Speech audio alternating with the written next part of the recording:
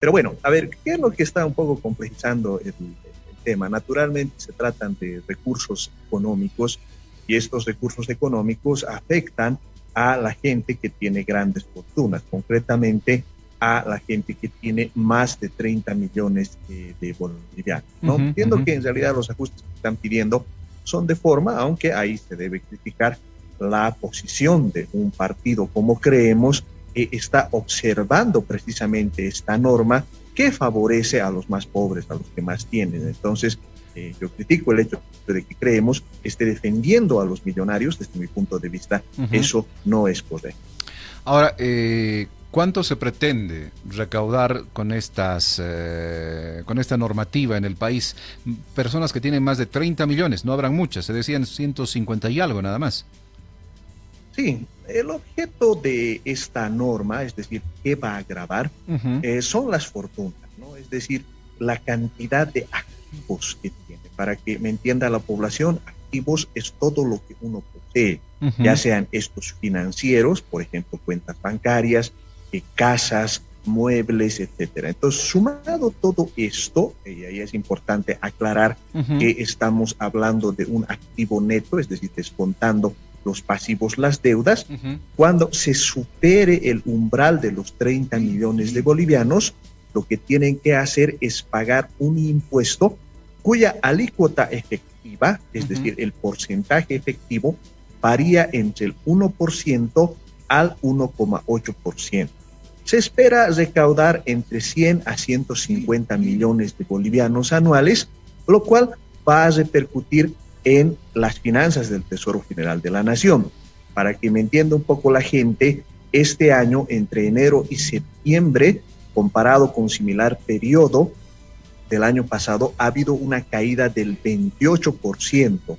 Eso significan aproximadamente 12 mil millones de Wow. bolivianos menos que ha tenido el fisco. Entonces, este impuesto junto a las otras medidas van a permitir situar de mejor manera al Tesoro General de la Nación. Ok, ahora, pensando mal, y voy a ejemplificar, voy a jugar el papel del abogado del diablo.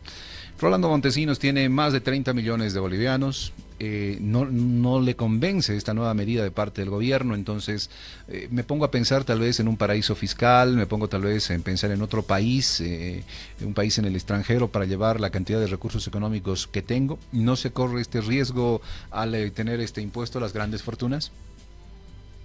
Bueno, lo que prevé la norma es que los sujetos que van a pagar el impuesto Ujú. son las personas naturales, sean residentes o no residentes.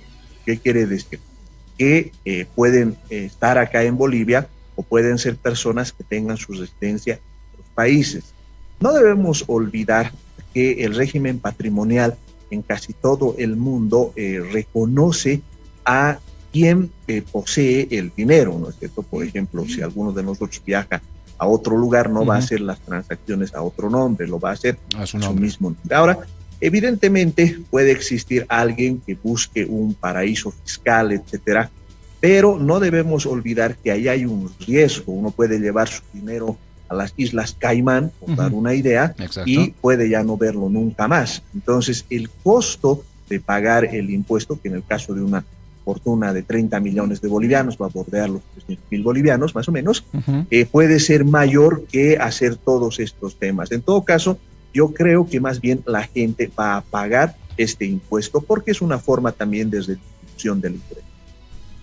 Ahora, ahora bien, se hablaba de la periodicidad, punto neurálgico y de diferencias que tienen entre fuerzas políticas en la Asamblea Legislativa.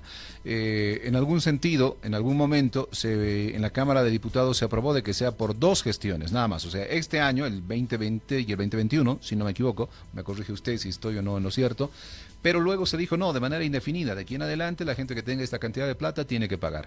Esta es, por decirlo en un sentido práctico, esta es la manzana de la discordia entre las fuerzas políticas en la Asamblea. Sí, en cierto sentido, ¿no? Lo que pasa es que hay ciertas corrientes que plantean que sea temporal y hay otras que sean permanente. En mi opinión, lo que debería hacerse es que el impuesto sea permanente.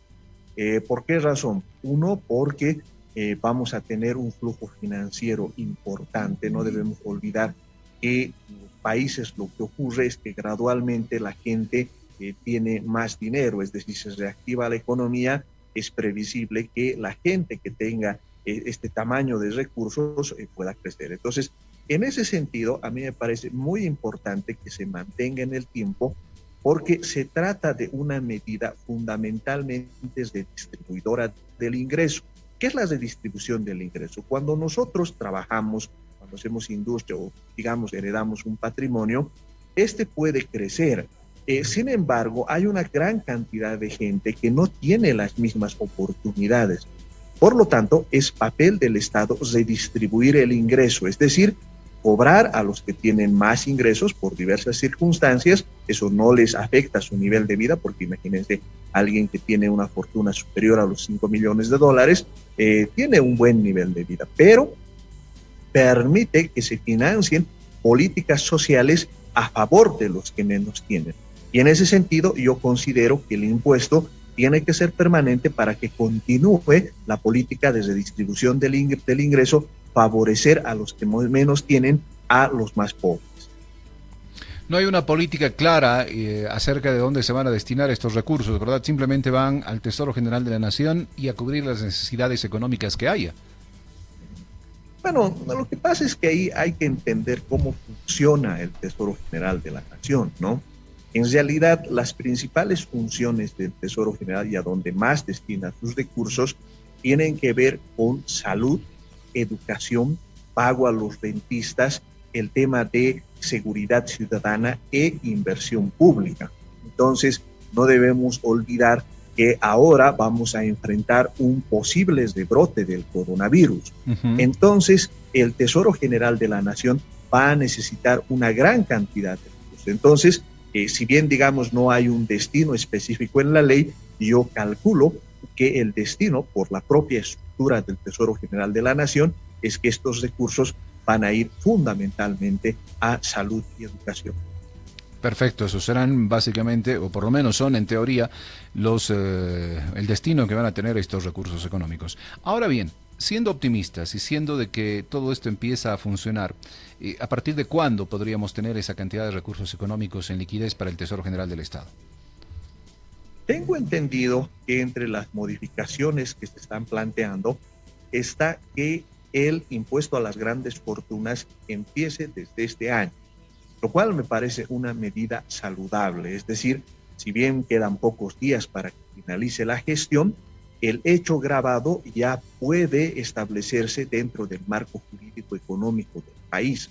En otras palabras, quiere decir que este año 2020 ya podríamos contar con esos recursos.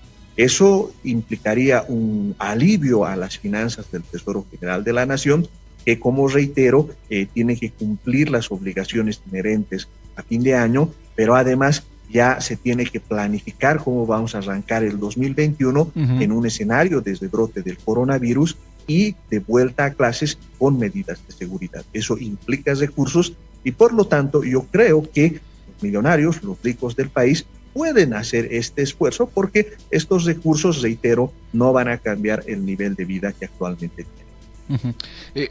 No podría perdonarme terminar esta entrevista sin antes hacerle un par de consultas sobre lo que va a funcionar precisamente en nuestro país el año que viene. 280 millones de bolivianos, salvo me equivoque con la cifra, va a ser el presupuesto que va a tener nuestro territorio nacional para el próximo año, ¿es así?